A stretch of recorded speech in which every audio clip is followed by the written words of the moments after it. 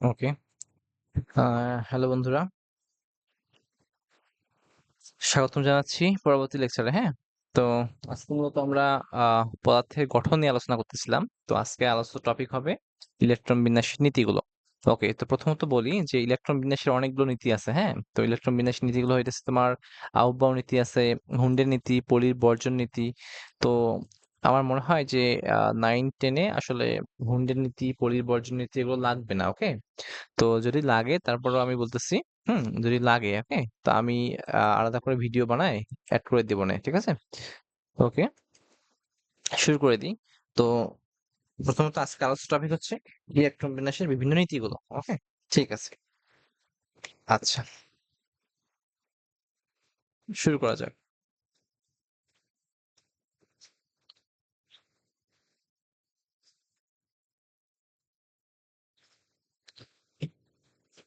ওকে, ঠিক আছে। তো চলো একটু রিক্যাপ করি আমরা গত লেকচারে কি জানছিলাম। তো গত লেকচারে জানছিলাম যে n ইকুয়ালস টু হইতেছিল তোমার প্রধান কোয়ান্টাম সংখ্যা। হ্যাঁ, প্রধান কোয়ান্টাম সংখ্যা ছিল। ওকে, তো এখন n ইকুয়ালস টু যখন 1 হইতো তখন সেটা প্রথম স্তর, n ইকুয়ালস টু 2 হলে দ্বিতীয় স্তর, n ইকুয়ালস টু 3 হলে তৃতীয় স্তর, ঠিক আছে? আর n ইকুয়ালস টু 4 হলে কত স্তর বলো দেখি? চতুর্থ স্তর। ওকে, আচ্ছা, জানো। তো এখন এর হইতেছিল সহকারী কোয়ান্টাম সংখ্যা বা উপস্তর। ওকে, দেখো n এর মানটা ভ্যারি করতে কার উপর বলো তো? n এর উপর। তো l এর মান ছিল 0 হতে শুরু করে n-1 পর্যন্ত, ঠিক আছে? ধরো তোমার n ইকুয়ালস টু তোমার 3 ছিল, তো l কত হইতো বলো তো? l ইকুয়ালস টু একবার 0 হইতো, একবার কত হইতো 1 হইতো, একবার n-1, তার মানে কি 3-1, সো 2 পর্যন্ত, ঠিক আছে? ওকে, তো এখন এসে পড়ো এখান থেকে l এর মান যখন 0 হবে তখন তোমার শুধুমাত্র ছিল s অরবিটাল। আচ্ছা, l এর মান যখন 1 হইতো তখন ছিল p, আর l এর মান যখন 2 ছিল তখন কি ছিল বলতো? d। ওকে, আর l এর মান যখন তোমার কি হবে? 3 হবে। হ্যাঁ, l ইকুয়ালস টু যখন 1 হবে তখন p আসবে, l ইকুয়ালস টু 2 আসলে তখন কি আসবে বলতো? কি d আসবে। আর l ইকুয়ালস টু যখন 3 আসবে তখন তোমার কি আসবে বলতো? f অরবিটাল আসবে, ঠিক আছে? আচ্ছা, একটা কথা মাথায় রাখবা। আচ্ছা, ধরো এর ইকুয়ালস টু 0 আসছে, তো সেখানে কি পি পসিবল? পসিবল না। তো পি আনতে গেলে আলটিমেটলি 1 এই লাগবে। ওকে, এবং ধরো ডি আনতে গেলে কত লাগবে? ধরো তোমার ডি এ 1 আছে, এর মান 1 আছে, তো সেখানে কখনোই ডি আসবে না, ঠিক আছে? আচ্ছা, হিসাব করো। তো এখন দেখো, ঠিক আছে, চলো দেখো এখন তোমাকে এস আনতে গেলে এল ইকুয়ালস টু 0 লাগবে, বি আনতে গেলে তোমাকে এল ইকুয়ালস টু 1 লাগবে, ডি আনতে গেলে তোমাকে এল ইকুয়ালস টু অ্যাটলিস্ট 2 আনাই লাগবে, এবং এফ যদি তুমি আনতে চাও তখন তোমাকে কি আনতে হবে বলো তো? অ্যাটলিস্ট এল ইকুয়ালস টু 3 আনতেই হবে। ওকে, তো আচ্ছা, তারপরে দেখো আমরা কি ইলেকট্রনের উপস্তরগুলো কিভাবে লিখি বলো তো ইলেকট্রন বিন্যাসের সময়? এন এল আকারে লিখি, ঠিক আছে? এন এল আকারে লিখি। তো প্রথমে যেটা থাকে সেটা হচ্ছে তোমার এন এর মান, পরে যেটা থাকে সেটা কি বলতো? এল এর মান। ওকে, ধরো তোমার 2s, তো এখানে তোমার এন এর মান কত? N equals to 2। আর এর মান কত বলতো? এল ইকুয়ালস টু এস এর জন্য 0। ধরো তোমার 2p, তো এখানে এন মান কত বলতো? এন ইকুয়ালস টু 2, আর এল এর মান কত বলতো? 1, ঠিক আছে? সো এগেইন দেখো 3d, এখানে দেখো এন এর মান কত? এন এর মান হচ্ছে 3, আর ডি এর মান, ডি এর জন্য এল এর মান কত বলো দেখো? এল এর মান হচ্ছে 2। ওকে, আচ্ছা, আশা করি বুঝতে পারছো এগুলো। ঠিক আছে, এখান থেকে একটা কোশ্চেন হয়, বুঝছো? কোশ্চেন হতে পারে যে 2d কি সম্ভব? কোশ্চেন, 2d কি সম্ভব? আচ্ছা, দেখো, তো দেখো 2D এর জন্য একটু বিশ্লেষণ করি, বলো দেখি। 2D এর জন্য n ইকুয়ালস টু কত বলো দেখি? 2 এর মান 2, হ্যাঁ, সামনে যেটা বসবে সেটা n এর মান 2। এখন তো n ইকুয়ালস টু 2 হলে l এর মান সম্ভব কত বলো তো? l ইকুয়ালস টু তাহলে কত কত সম্ভব? একবার 0 সম্ভব, 0 হতে শুরু করে n-1 পর্যন্ত, অর্থাৎ l এর মান কত কত সম্ভব বলো তো? l ইকুয়ালস টু 0 সম্ভব, এবং 2-1 1 সম্ভব। তো দেখো তো l equals to n equals two 2 এর জন্য, তো এল ইকুয়ালস টু হয় 0 সম্ভব, নয়তো এল ইকুয়ালস টু 1 সম্ভব। কোনোভাবে কি 2 সম্ভব আসতেছে? এর মান কি 2 পসিবল? এল ইকুয়ালস টু 2, হ্যাঁ, এন ইকুয়ালস টু 2 এর জন্য এটা কি সম্ভব হবে? হবে না, কারণ কি এর মানটা সীমাটাই হইতেছে এরকম যে এন এর মান যত হবে তার থেকে এল এর মানটা কি হবে বলতো? 0 থেকে শুরু করে 1 কম হবে। তো এন এর মান যখন 2 তখন কিন্তু আলটিমেটলি এন এর মান 2 হবে না, ঠিক আছে? তো দেখো, তো 2d এর জন্য হিসাব করি এখন, চলো দেখি 2d। 2d হিসাব করো তো, n ইকুয়ালস টু কত আছে? Equals to 2। তো ডি এর জন্য এর মান লাগতো কত? এর ইকুয়ালস টু লাগতো 2। ডি এর জন্য। তো n ইকুয়ালস টু 2 এর জন্য l ইকুয়ালস টু 2 এটা কি পসিবল? তো পসিবল না। তার মানে কি বলতো 2D সম্ভব না। আচ্ছা, এটা তুমি জানো। ওকে, ঠিক আছে। চলো পরবর্তী কোশ্চেন দেখি। আচ্ছা, ঠিক আছে। তো 1p কি সম্ভব? 1p কেন সম্ভব? দেখো দেখি। দেখো 1p এর জন্য একটু জাস্ট বিশ্লেষণ করো। 1p এর জন্য তোমার n ইকুয়ালস টু কত বলো তো? সামনে যে দেওয়া আসবে সেটা হচ্ছে n 1। তো p আছে n ইকুয়ালস টু 1 এর জন্য l এর মান কত কত আসে বলো তো? l ইকুয়ালস টু আসবে 0 থেকে শুরু করে n মাইনাস 1 অবধি। তো n কত? 1। এখন দেখো এর মান কত হবে? 1 মাইনাস 1 0। সো আলটিমেটলি n এর মান যখন 1 হবে l এর মান তখন জাস্ট 0ই হবে, ঠিক আছে? তো এখন দেখো তো p এর জন্য l ইকুয়ালস টু কত ছিল বলো দেখি? l ইকুয়ালস টু ছিল 1। দেখো তো n ইকুয়ালস টু 1 এর জন্য l এর মান কি আছে? না। তুমি যে বলবা যে ভাই আমি l এর মানটা অন্যভাবে অন্য n এর মান থেকে নিয়ে আসবো, তো না ভাই।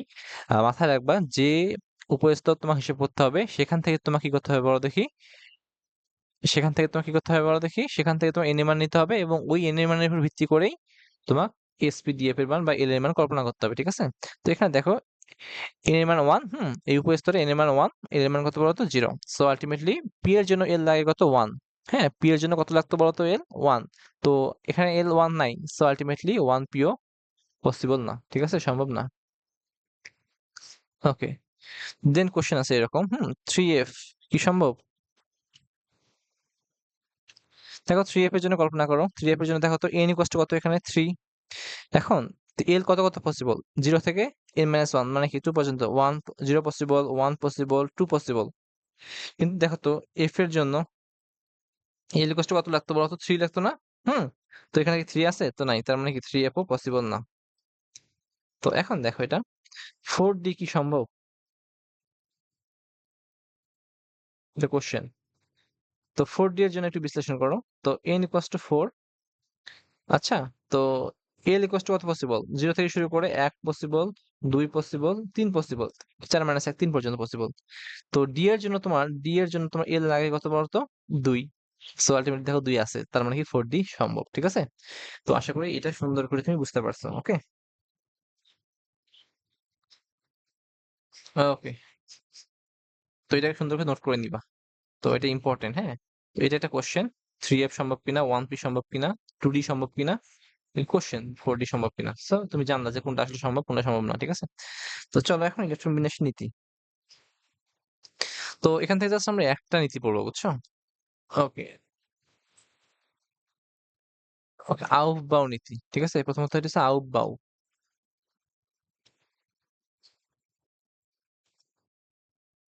আচ্ছা, তো এগেইন বলি আউফবাউ কোনো বিজ্ঞানীর নাম না, হ্যাঁ? এটা বিজ্ঞানীর নাম না, এটা একটা জাস্ট নীতির নাম, ঠিক আছে? এটাকে আচ্ছা বিজ্ঞানীর নাম না, জাস্ট এটা এমনিতে একটা নীতির নাম, বুঝছো? ভুল করবে না আবার। তো আউফবাউ নীতি কি বলছিল জানো? তো ইলেকট্রন কি করবে? ইলেকট্রন যখন শক্তি স্তরে প্রবেশ করবে মানে উপস্তর বা শক্তি স্তর বা অরবিটালে প্রবেশ করবে,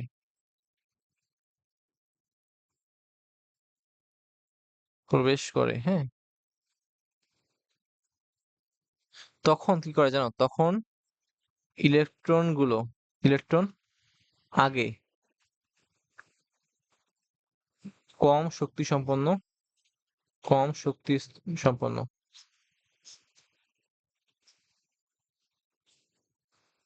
শক্তি স্তরে প্রবেশ করবে।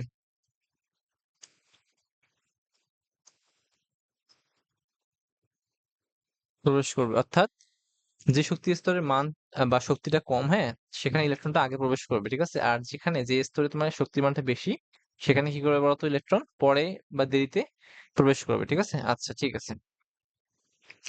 তো এগেইন বলি ইলেকট্রন যখন কোনো শক্তি স্তর বা উপস্তরে প্রবেশ করে তখন কি করে বলতো? আগে যার শক্তি মাত্রা কি বড় কম সেখানে আগে প্রবেশ করে, যার শক্তি মাত্রা বেশি সেখানে পরে প্রবেশ করে। তো এখন বলতে পারো যে ভাই শক্তি মাত্রা কিভাবে নির্ণয় করবো? তো মাথায় রাখবা শক্তি মাত্রা, উপস্তরের শক্তি মাত্রা, হ্যাঁ? শক্তি মাত্রা শক্তি মাত্রা নির্ণয় equals to n plus l দ্বারা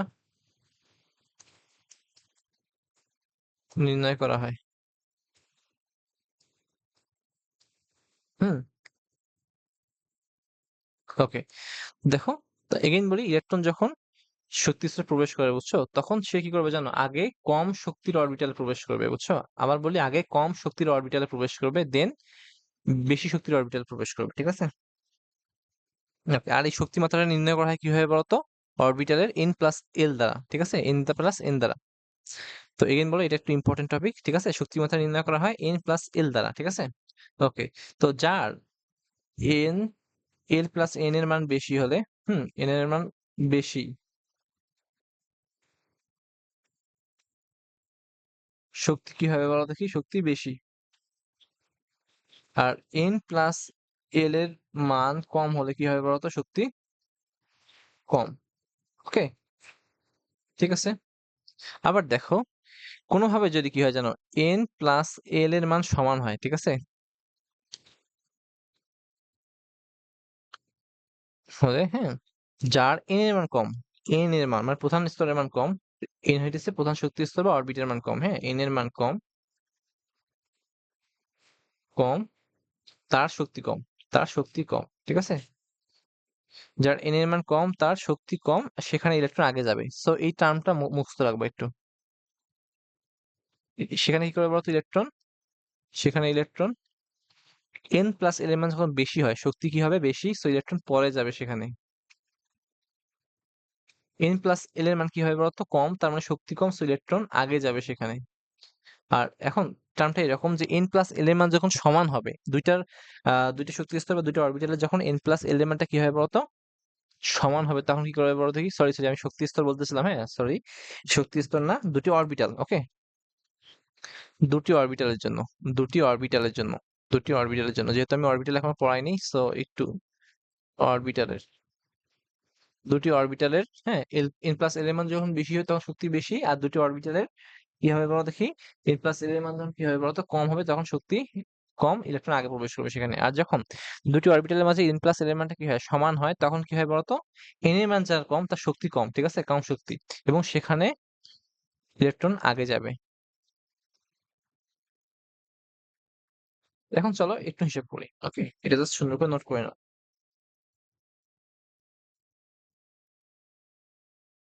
ঠিক আছে। ওকে, থ্রি ডি এর শক্তি মাত্রা কত, থ্রি ডি অরবিটালের, হ্যাঁ ভাই, থ্রি ডি কিন্তু অরবিটাল আসলে নয়, বুঝছো, এভাবে আমরা অরবিটাল বলি না, ডি হইতেছে উপস্তর, বুঝছো। তো তারপরে জাস্ট ধরে নাও যে থ্রি ডি একটা অরবিটাল, ঠিক আছে, থ্রি ডি এর শক্তি কত। তো দেখো, থ্রি ডির জন্য এন কত বড় দেখি, থ্রি, আর ডি এর জন্য এল কত লাগে, দুই, ঠিক আছে, সো এন প্লাস এল মানে শক্তি মাত্রা কত বলতো, থ্রি প্লাস টু, পাঁচ, ওকে। ফোর এফ এর শক্তি মাত্রা কত, এন প্লাস এল দিয়ে হিসাব করো। তো ফোর এফ এর জন্য ফোর এন কত বলতো, সামনে যেটা থাকবে সেটাই এন, ফোর, আর এফ এর জন্য এল কত লাগে বলতো, অ্যাটলিস্ট থ্রি না হলে আসে না, ঠিক আছে, সো ফোর প্লাস থ্রি, সাত, ওকে। তো দেখো, তো এখন এই দুটোর মধ্যে কল্পনা করো, থ্রি ডি এবং ফোর এফ, তো কার শক্তি কম, থ্রি ডি তে শক্তি কম, তো ইলেকট্রন আগে কোথায় প্রবেশ করে বলতো, থ্রি ডি তে ইলেকট্রন আগে যাবে, থ্রি ডি তে ইলেকট্রন আগে যাবে, আগে ঢুকবে, ওকে। ওকে, ঠিক আছে, দেখো, এবার দেখো, থ্রি ডি ও ফোর এস এর মাঝে কোথায় ইলেকট্রন আগে প্রবেশ করবে, কোন অরবিটালে।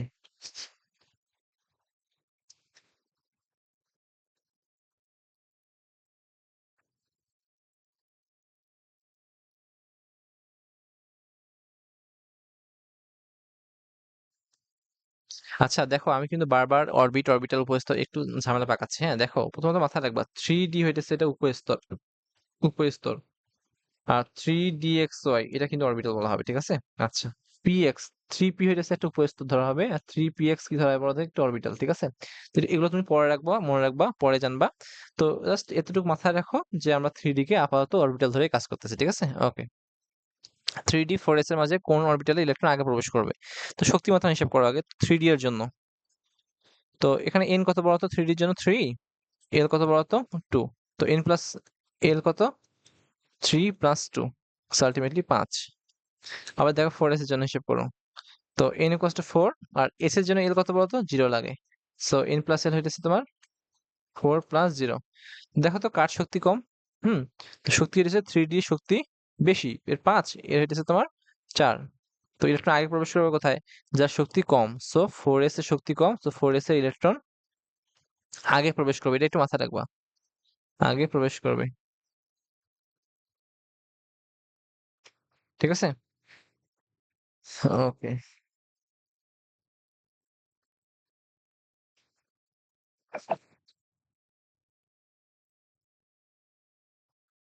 ওকে দেখো এখন 3D এবং 5p এর মাঝে এই সুন্দর করে নোটগুলো করে দিচ্ছি, কিন্তু নোট করবা, ঠিক আছে। ইলেকট্রন কোথায় আগে প্রবেশ করবে, কোথায় আগে যাবে। তো দেখো 3D জন্য হিসাব করো একটু সুন্দর করে। তো এখানে n ইকুয়ালস টু 3 আর d এর জন্য l কত লাগে বলতো 2 লাগে, ঠিক আছে। আর n প্লাস l কত তাহলে, n plus l equals to 3 plus 2, 5। আচ্ছা 5p এর জন্য হিসাব করো, 5p এর জন্য n হইতেছে 5 আর l হইতেছে কত বলতো, p এর জন্য l কত লাগে 1। সো আলটিমেটলি ওকে সরি সরি 3d, এখানে 5p না 4p, সরি 4p। তো এখানে 4p, হ্যাঁ। তো এখানে 4 আর 1, সো n প্লাস l কত বড় দেখি, 4 প্লাস 1, আলটিমেটলি 5। ওকে, তো দেখো এর শক্তি n প্লাস l এর মান এবং এর দেখো n প্লাস l এর মান, মানে শক্তির মান কি বলতো সেম। তো আমি যখন বলছিলাম যখন তাদের শক্তির মান সেম হবে তখন ইলেকট্রন কোথায় প্রবেশ করবে বলতো। তো দেখবা যাদের 3D ইকুয়ালস টু 4p, ওকে, এটা কিন্তু সমান সমান n প্লাস l এর মান সমান সমান।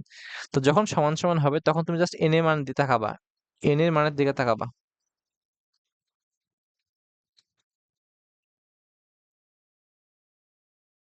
তো যার n এর মান কম সে বেশি, সে দুর্বল। ঠিক আছে, n এর মান কার কম, 3 এর মান, 3D এর জন্য n এর মান কম না। তো তাহলে শক্তি কার বেশি বলতো, শক্তি মাত্রা 4p 3D। ওকে, কারণ কি n এর মান কম। সো ইলেকট্রন কোথায় যাবে আগে বলতো, ইলেকট্রন আগে যার শক্তি কম সেখানে, সে ইলেকট্রন 3D শক্তি কম, ওকে, 3D তে আগে যাবে। ওকে, তো আশা করি তুমি এটা সুন্দর করে বুঝতে পারছো, নোট করে নিবা। ওকে, নোট করার পর তো ইডু ভাইবস গ্রুপে পোস্ট করবা, বুঝছো, ইডু ভাইবস। তো এটা কেন বলি, তো তুমি যখন পোস্ট করবা তোমার দেখে দেখে আর দু একজন শিখলে এটা আমারই তারও লাভ, আমারও ভালো লাগা কাজ করবে। ঠিক আছে, ওকে ঠিক আছে।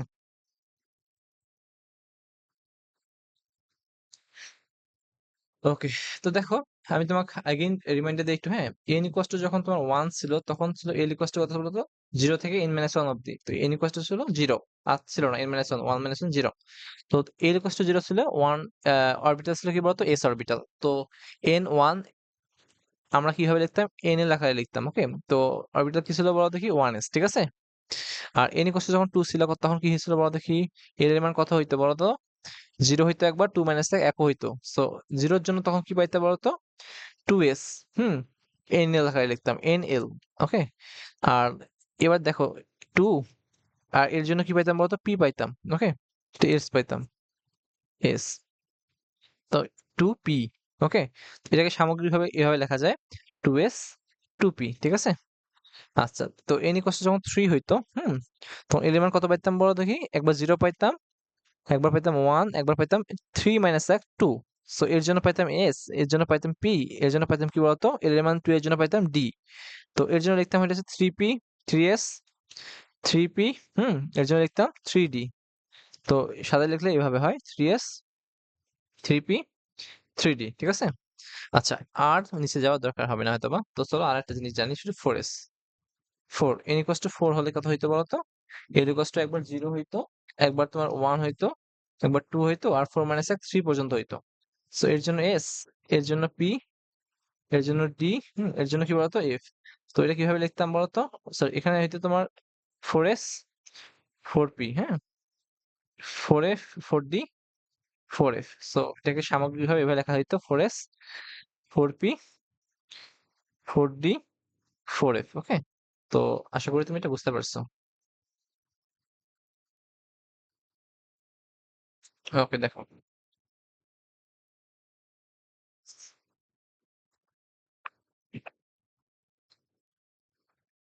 ওকে, তো এখন দেখো ইলেকট্রন গুলো আগে কোন অরবিটালে প্রবেশ করবে। চলো এটাকে একটু জাস্ট সাজাই নি, হ্যাঁ। তো ইলেকট্রন কোথায় আগে প্রবেশ করবে, ইলেকট্রন প্রবেশের নিয়ম। তো তার আগে মাথায় রাখো, এই যে এস অরবিটাল, হ্যাঁ, এর সর্বোচ্চ ইলেকট্রন ধরে কয়টা বলতো, দুইটা।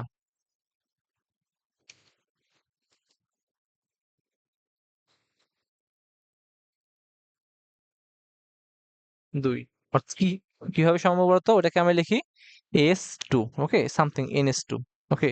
ধরো যে এরকম NS1 হতে পারে, NS2 হতে পারে, ওকে। ধরো তোমার 3S1 অথবা 3S2 বা 3S3, এইভাবে কখনো হয় না। তো সর্বোচ্চ সেই ইলেকট্রন দুইটা ইলেকট্রন ধারণ করতে পারে, বুঝছো। তো এস অরবিটাল কয়টা ইলেকট্রন ধারণ করতে পারে বলো দেখি, সর্বোচ্চ দুইটা, ঠিক আছে। ওকে, ঠিক আছে। So, এখন দেখো পি উপস্তর, আচ্ছা পি উপস্তর, একে আমি অরবিটাল বলি না, ঠিক আছে, উপস্তর। কিন্তু তোমাদের জাস্ট একটু সুবিধার জন্য অরবিটাল বলতেছি, বুঝছো। উপস্তরে ইলেকট্রন ধরে, হ্যাঁ, মোট কত বলো তো, 14টা। সরি সরি, পি হইতেছে তোমার ছয়টি, ছয়টি, সরি, ছয়টি। ওকে, ঠিক আছে। আচ্ছা, তুমি কিভাবে লিখতে পারো বলো দেখি। এন পি হতে পারে তোমার এক, হতে পারে এভাবে লেখা যায় এন পি। তুমি জাস্ট যখন ইলেকট্রন বিন্যাস করবা তখন এরকম গাঠনিক ফর্ম দেখবা।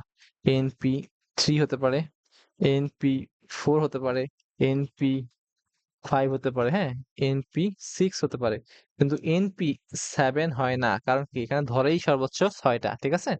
তো কোনোভাবেই যেন এটা ভুল না হয়, ঠিক আছে। আচ্ছা, মানে ধরো এটা 4S2, এটা পসিবল, 4P6 পসিবল, অথবা 4P3 পসিবল, ওকে। আচ্ছা, আচ্ছা, এটা মাথায় রাখো। তো এখন দেখো ডি উপস্তরে সর্বোচ্চ ইলেকট্রন ধারণ করার ক্ষমতা কত জানো, সর্বোচ্চ ইলেকট্রন ধরে 5টি, ও সরি 10টি, ভুল হচ্ছে, ওকে। তো এভাবে হিসাব করা হয়, ND 1 হতে পারে, ND3 হতে পারে, ND5 হতে পারে। একটু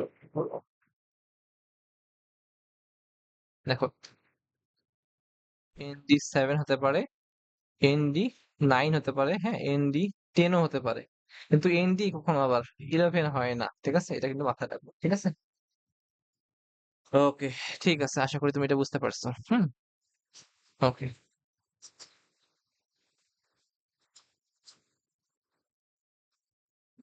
ওকে, দেখো এবার এফ অরবিটালে, এফ স্তরে, এফ স্তরে, ঠিক আছে।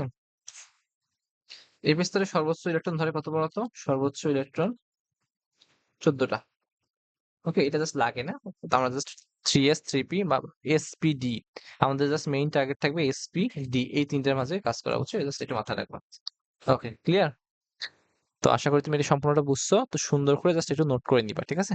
ওকে, দেখো চলো আমরা পরবর্তী টপিকে যাব। তো এখান থেকে দেখো, টার্ম দেখো, ইম্পর্টেন্ট। ধরো NS, এন মানে কি 1 2 3 4 অরবিটাল, অরবিট সংখ্যা, জানো তুমি এটা, NS। এখন এখানে তোমার সর্বোচ্চ ইলেকট্রন ধারণ ক্ষমতা কয়টা বলো তো, দুইটা। মাথায় রাখবা, NS2 মানে কি জানো, এটা হচ্ছে পূর্ণ অরবিটাল, পূর্ণ স্তর বা পূর্ণ অরবিটাল, পূর্ণ অরবিটাল। আচ্ছা, আপাতত অরবিটাল ধরে কাজ করো, ঠিক আছে। আচ্ছা, আর NS1 ছিল কয়টা বলো তো, দুইটা, জাস্ট অর্ধেক করছো, তার মানে এটা কি বলতো, অর্ধপূর্ণ। আচ্ছা, আবার দেখো NP6, এটা কি বলতো, পূর্ণ অরবিটাল, হ্যাঁ। আর NP3, এগেইন বলতেছি, এগুলো কিন্তু আমরা উপস্তর বলি, হ্যাঁ। অরবিটাল জাস্ট এমনিতেই এখন জাস্ট জানার জন্য বলতেছি, ঠিক আছে। এটা কি বলতো, অর্ধপূর্ণ অরবিটাল, অর্ধপূর্ণ পি অরবিটাল।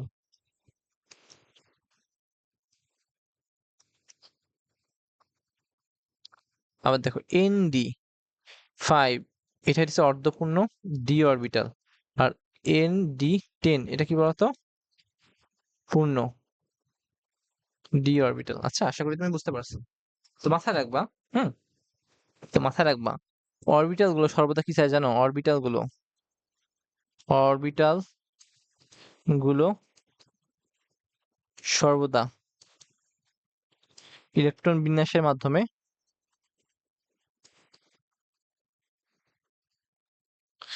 সুস্থির থাকতে চায়। সুস্থিত মানে কি জানো? সেগুলো চায় না যে আমি বিক্রিয়া করে বেড়াই বা অস্থিতিশীল পরিবেশ চায় না। তারা কি স্থির অবস্থায় থাকতে চায়। তাদের মানে বিভব শক্তিটা একদম কমাতে চায়। ঠিক আছে? সুস্থির থাকতে চায়। ওকে। তো মাথায় রাখবা, যাদের ইলেকট্রন বিন্যাসে, হ্যাঁ, সর্ববহিস্থ অরবিটাল,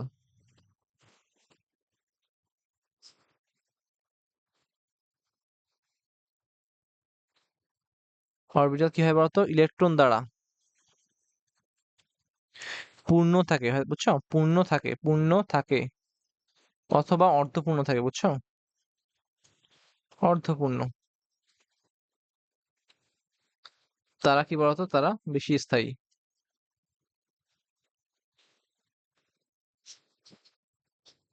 ওকে।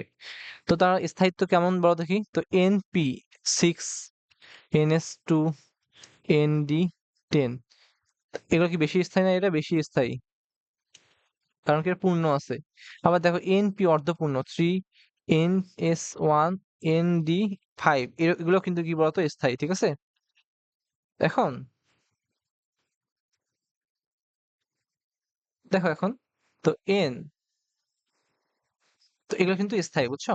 তো ইলেকট্রন সবসময় চাবে যে ইলেকট্রন কি বিন্যাসের সময়, তো তারা যেন এই গাঠনিক ফর্ম গুলো লাভ করতে চাবে, বুঝছো? ইলেকট্রন এরকম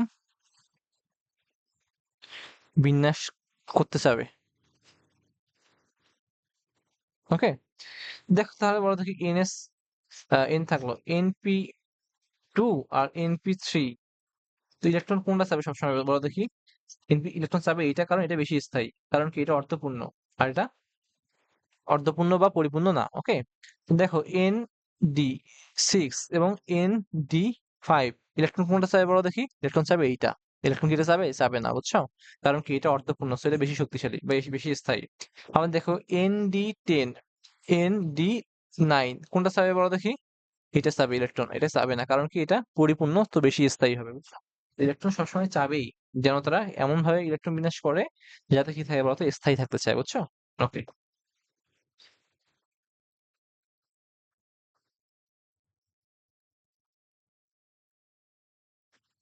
তো চলো এখন আমরা ইলেকট্রন বিন্যাসের নীতিগুলো পড়বো। তো ইলেকট্রন আগে কোথায় কোথায় প্রবেশ করবে, চলো এখন দেখো।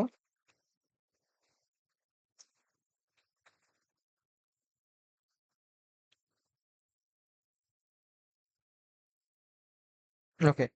তো ট্রিক্স মাথায় রাখবা, ইলেকট্রন কোন কোন অরবিটাল প্রবেশ করবে, একটা ট্রিক্স মাথায় রাখবা, ট্রিক্স। ওকে। তো মাথায় রাখো, SS, PS, SSPS, DPS, DPS, তারপরে এটা হচ্ছে FDPS, এটা মাথায় রাখবা, FDPS। ওকে।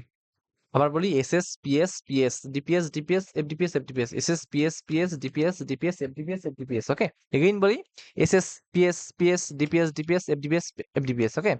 তো ইলেকট্রন গুলো ভাই এই সিকোয়েন্সে প্রবেশ করবে। ঠিক আছে? ইলেকট্রন গুলো কি করবে বলতো? এই সিকোয়েন্সে প্রবেশ করবে।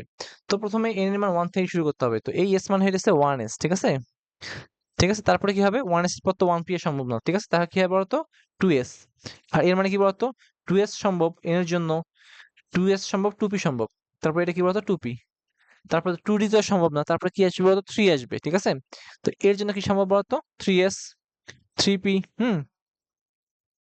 এর জন্য, আচ্ছা, তারপরে কি হবে বলো? তারপরে কিন্তু 3d পসিবল। 3s কেন লিখছো?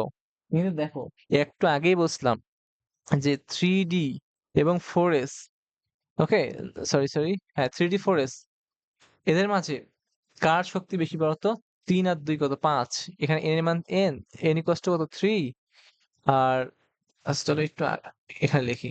তো 3d এবং 4s, শক্তি কার বেশি বলতো? এখানে n প্লাস l কত বলো দেখি? n হচ্ছে 3, d এর জন্য l 2, ওকে, 5। আর এখানে দেখো n প্লাস l কত হবে? s এর জন্য 0, আর 4 প্লাস 0, 4। আলটিমেটলি এর শক্তি বেশি, সো 4s ইলেকট্রন আগে প্রবেশ করবে। দেখো সেই জন্য কি আসছে বলতো, 3s আছে, 3p আসছে, এখন 3d না এসে আসছে কি বলতো, এখানে 4s আসছে, বুঝছো? এটা একটু মাথায় রাখবা। তারপরে দেখো d, তো d কিন্তু 4d না, এটা কিন্তু বলতো 3s 3p 3d। এখন 3d কেন পরে আসলো, 4s কেন আসলো, এটা তোমার জন্য কোশ্চেন রইলো, ঠিক আছে? আচ্ছা, তো এটা কি বলতো 3d, ওকে। তো তারপরে দেখো 4s নিয়ে আসছো, তারপরে তো 3p দিছো, সো আলটিমেটলি এটা কি হবে তাহলে বলতো 4p, ওকে। তারপর কি আসছে বলতো 4s দিছো, তার মানে কিন্তু 4s না, এটা কিন্তু 4s এর জন্য না, এটা কি বলতো 5s। তো এটা কার ডি, ওকে। একটু যাওয়া লাগবে না তোমার, তার আগে বলতেছি, ওকে ঠিক আছে। তো তুমি জাস্ট একটু মাথা রাখবা, হচ্ছে একটু মাথা রাখবা, একটু মাথা রাখলে এনাফ। অর্থাৎ তোমার পারমাণবিক সংখ্যা 1 থেকে 30 পর্যন্ত তুমি জানো, বুঝছো? তো এনাফ, তোমার জন্য এনাফ, এর থেকে বেশি লাগবে না। অর্থাৎ তুমি যদি 1 থেকে 30 পর্যন্ত মৌলের পারমাণবিক সংখ্যা জানতে পারো, এবং 1 থেকে 30 পর্যন্ত মৌলের তুমি যদি ইলেকট্রন বিন্যাস জানতে পারো, হ্যাঁ, দ্যাটস এনাফ ফর ইউ, ওকে। 1 থেকে 30, দ্যাটস এনাফ ফর ইউ, ওকে। একটা হুজুর ছিল না যে বলছিল না যে তুমি যদি মানসিক শান্তি পাও, অর্থাৎ তুমি যদি কাউকে দেখে মানসিক শান্তি পাও, দ্যাটস এনাফ ফর ইউ, ওকে। তো আমি তোমাকে বললাম 1 থেকে 30 অব্দি যদি মৌলের ইলেকট্রন বিন্যাস জেনে তুমি কি করতে পারো বলো দেখি, মুখস্থ রাখতে পারো, তাহলে দ্যাটস এনাফ ফর ইউ, হ্যাঁ, enough, use, use yes, enough for you, okay. দেখো নিয়মটা কিরকম, তো এগেইন বলি, আগে ইলেকট্রন প্রবেশ করবে S S P S P S DPS DPS, ঠিক আছে? এরপর জানা লাগবে না আমার। তো এস মানে হচ্ছে প্রথমে 1s, তারপরে পরেরটা এস এর হচ্ছে 2s, হ্যাঁ, তারপরে 2p, 3s, 3p তে যাবে, তারপর ইলেকট্রন কিন্তু 3d তে না যায়, যাবে কোথায় বলো দেখি, 4s এ যাবে, ওকে। তারপরে যাবে 3d, তারপরে 4p, 5s, ওকে। আচ্ছা, আর জানা লাগবে না। তো সিকোয়েন্সটা কি হবে বলো দেখি, তো সিকোয়েন্সটা হবে এরকম। তো ইলেকট্রন প্রবেশের ধারা কি হবে, প্রথমে 1s এ যাবে, তারপর 2s, 2p, 3s। আচ্ছা, ইলেকট্রন প্রবেশ করার সময় একটা কথা মাথায় রাখবা, যখন 1s পার করবে, বুঝছো, 1s টা পূর্ণ করবে, বুঝছো, এই অরবিটাল পূর্ণ করবে, তারপর 2s এ যাবে। এমন না যে এখানে অর্ধেক রেখে চলে গেছে, এরকম না, ঠিক আছে? 3s, 3p, 4s, 3d, 4p, 5s, ওকে। এটা এনাফ, এটাই। অর্থাৎ প্রথমে 1s এ যাবে, তারপর 2s এ, তারপর 2p তে, তারপর 3s এ, 3p তে, 4s, 3p, sorry 3d, 4p, 5s, ওকে। এটা জাস্ট মুখস্থ করবা। আচ্ছা, এগেইন বলি, এস এ সর্বোচ্চ ইলেকট্রন ধারণ ক্ষমতা 2টা, পি তে সর্বোচ্চ ইলেকট্রন ধারণ ক্ষমতা 6টা, ডি তে সর্বোচ্চ ইলেকট্রন ধারণ ক্ষমতা 10টা, এফ এ সর্বোচ্চ ইলেকট্রন ধারণ ক্ষমতা 14টা। সো এটা একটু মাথায় রেখে চলো, এখন চলি, অঙ্ক করব। আমরা জাস্ট একটু প্র্যাকটিস করবো কয়েকটা। হুম, ওকে। এগেইন বলি, 1 থেকে 30 পর্যন্ত তুমি যদি ইলেকট্রন বিন্যাস জেনে তোমার মনে হয় যে তুমি শান্তি পাচ্ছ, ঠিক আছে, দ্যাটস এনাফ ফর ইউ, এরপর থেকে আর লাগে না, ওকে। ওকে, চলো এক্সাম্পল দেখি, ঠিক আছে। চলো আমরা জাস্ট হাইড্রোজেনের দেখবো। হাইড্রোজেন ইলেকট্রন কত বলতো, মাথায় রাখবা, যার পারমাণবিক সংখ্যা যত, ইলেকট্রন সংখ্যা তত 1। হুম, দেখো আমরা লিখি 1s, তারপর কি ছিল 2s, তারপর কি ছিল বলতো 2p, তারপর ছিল 3s, 3p, তারপর কি ছিল বলতো 4s, 3d, 4p, 5s ছিল এগুলো। এভাবে নিয়মটা ছিল, এভাবে যাচ্ছিল। তো এখন দেখো হাইড্রোজেন ইলেকট্রন আছে কয়টা, আছে মাত্র একটা। তো দেখো 1s উপরে একটা দাও, আর কি ইলেকট্রন আছে, সে তো 1s এ পূর্ণ করতে পারলো না, 2s এ কি যাবে, যাবে না। হিলিয়াম, পারমাণবিক সংখ্যা 2, ইলেকট্রন সংখ্যা 2, সো দেখো 1s, 2s, লিখলাম এগুলো, ব্লা ব্লা, আর দরকার নেই। ইলেকট্রন আছে 2টা, দেখো এসি তো 2টা খায়, এখানে কি যাবে, তো এখানে যাবে না। তারপর দেখো লিথিয়াম 3টা, 1s, 2, 2s, 3s, 3p, আর লাগবে না। আচ্ছা 3টা, এখানে 2টা দাও, এখন 2 এর বেশি তো এস এ ধরতে পারবে না, কারণ কি এস এর ধারণ ক্ষমতা সর্বোচ্চ 2টা, সো বাকি একটা থাকে, এটা আসবে, ঠিক আছে, এগুলো যাবে না, জিরো, এগুলো লাগবে না, এখান থেকে এনাফ। নাইট্রোজেন 7টা, পারমাণবিক সংখ্যা 7, ইলেকট্রন সংখ্যা 7, ওকে। তো 1s, 2s, 2p, 3s, 3p, 4s, আর লাগবে না। 7টা আছে, তো এখানে 2টা দাও, এস এ 2টা, এখানে এস 2টা ধরতে পারে সর্বোচ্চ, ওকে। এস মানে 2টা, ঠিক আছে, 2 থেকে 4টা হইছে, আর বাকি কয়টা, 7টা, ঠিক আছে। তো আর হচ্ছে 3টা আছে, ঠিক আছে। তো পি তে তোমার ইলেকট্রন ধরতে পারে কয়টা সর্বোচ্চ, 6টা। আছে কয়টা বলো তো? তিনটা। সেখানে তিনটা দিয়ে দাও অবশিষ্ট। আচ্ছা, দেখো তো এখানে পি এর ইলেকট্রন বিন্যাস, নাইট্রোজেন ইলেকট্রন বিন্যাস করার পর পি তে তোমার কয়টা আছে বলো তো? এটা অর্ধপূর্ণ না? অর্ধপূর্ণ। তার মানে কি হবে, নাইট্রোজেন ইলেকট্রন বিন্যাসটা কি হয়েছে বলতো? ইলেকট্রন বিন্যাস করে সর্বশেষ কক্ষপথের অরবিটালটা যা অর্ধপূর্ণ থাকলে বা পরিপূর্ণ থাকলে সেটি বেশি স্থায়ী হয় না? 2p3, তার মানে অর্ধপূর্ণ হয়েছে। তার মানে নাইট্রোজেন কি বলতে পারো বলো দেখি? নাইট্রোজেন কি বলো দেখি? স্থায়ী মৌল। বা আরেকটা কথা মাথায় রাখবো, নাইট্রোজেনকে কি কি ধরা হয় জানো? নাইট্রোজেনকে নিষ্ক্রিয় মৌল, অনেক সময় নিষ্ক্রিয় মৌলর মতো মনে করা হয়, ঠিক আছে? নিষ্ক্রিয় মৌল বলা হয়, নিষ্ক্রিয় মৌল নাই কিন্তু বলা হয়, কারণ কি বলতো? এর ইলেকট্রন বিন্যাসে সর্বশেষ কক্ষপথে কি আছে বলো? অর্ধপূর্ণ। বুঝছো? অর্ধপূর্ণ ইলেকট্রন বিন্যাসের জন্য নাইট্রোজেনকে কি কি কি করা হয়? এটা স্থিতিশীল বা স্থায়ী। আর নাইট্রোজেনকে কি করা হয় বলতো? নিষ্ক্রিয় মাধ্যম হিসেবে ব্যবহার করা হয়।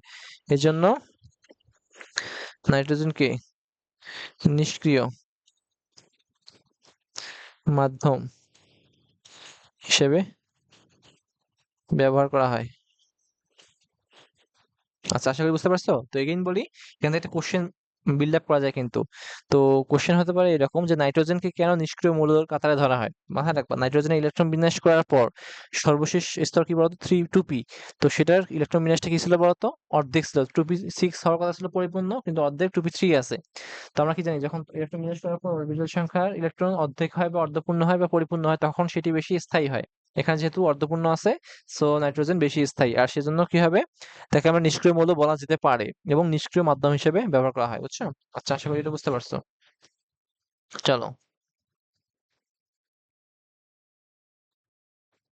ওকে দেখো, ফ্লোরিন। ফ্লোরিন কত বলতো? 9।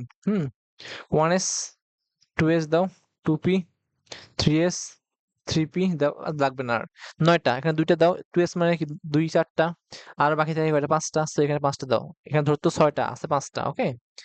তো নিয়ন, হুম নিয়ন, নিয়ন 10।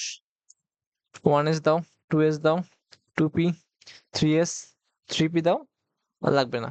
তো দেখো 10টা আছে, এখানে দুইটা দাও, এখানে দুইটা দাও। 2 দিয়ে 4 হয়েছে, আর বাকি থাকে 6টা, এখানে 6টা দাও। সো এটা হচ্ছে নিয়নের ইলেকট্রন বিন্যাস। দেখো, নিয়নের ইলেকট্রন বিন্যাস করার পর সর্বশেষ 2p6 আছে, তার মানে কি? 2p6 হয়েছে ইলেকট্রন দ্বারা পরিপূর্ণ হয়েছে। বুঝছো? পূর্ণ অরবিটাল। তার মানে তুমি কি বলতে পারো?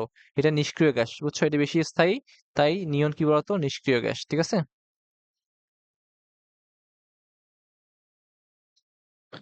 আচ্ছা, তারপর সোডিয়াম দাও। সোডিয়াম কত বলতো? 11। 1s, 2s, 2p, 3s, 3p দাও, লাগবে না আর। 11, 2, 2, 6, 10টা হয়েছে, আর একটা থাকে, এখানে একটা দাও। ঠিক আছে? এটা হলো। ফসফরাস দাও 15। ওকে। 1s দাও, 2s দাও, 2p দাও, 3s, 3p, তারপর কি ছিল? 4s, 3d ছিল। ওকে। 15টা। সো এখানে দুইটা দাও, দুইটা 4টা, 6টা 10টা, এখানে দাও দুইটা, 11, 12টা। আর থাকে কয়টা বলো? তিনটা। তিনটা, সো এটা।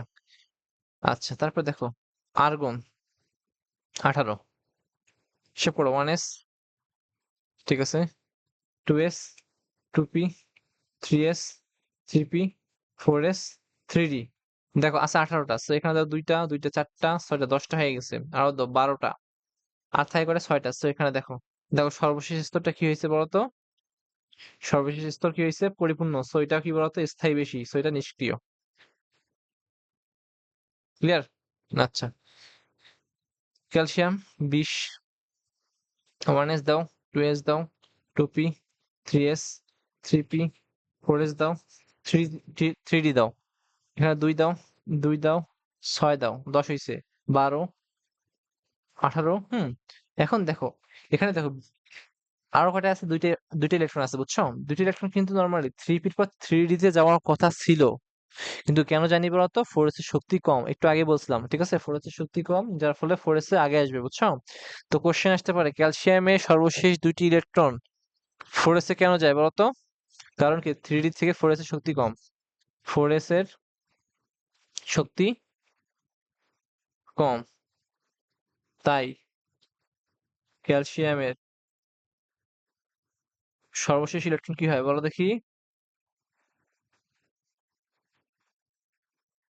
3d তে না গিয়ে 4s এ যায়। আচ্ছা, আশা করি বুঝতে পারছো। তো এখানে দুইটা দাও, ঠিক আছে? ওকে, এটা হয়েছে। ঠিক আছে। তো এখন তারপরে দেখো স্ক্যান্ডিনিয়াম, এটা কি বলতো? 21, 1s, 2s, 2p, 3s, 3p, 4s, 3d। দেখো কত বলতো? 21টা। সো দুইটা দাও, 4, 10, 12, 18, ঠিক আছে?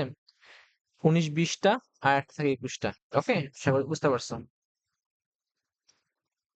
তো আয়রন দেখো, আয়রন কত বলতো? আয়রন 26, 1s থাকে, 2s, 2p, 3s, 3p, 4s, 3d। ওকে, আর লাগবে না। 2, 2, 4, 10, 12, 16, 18, ঠিক আছে? 19, 20 আর কয়টা থাকে বলতো এখানে? 6টা থাকে, তো 6টা এখানে। আচ্ছা, আশা করি এটা বুঝতে পারছো তুমি। ঠিক আছে। ওকে, ওকে। তো চলো আমরা এখন এখন যে টপিকটা পড়বো সেটা হচ্ছে ইলেকট্রন বিন্যাসের সাধারণ নিয়মের কিছু ব্যতিক্রম। ওকে, তো ইলেকট্রন বিন্যাসের ব্যতিক্রম নিয়ম।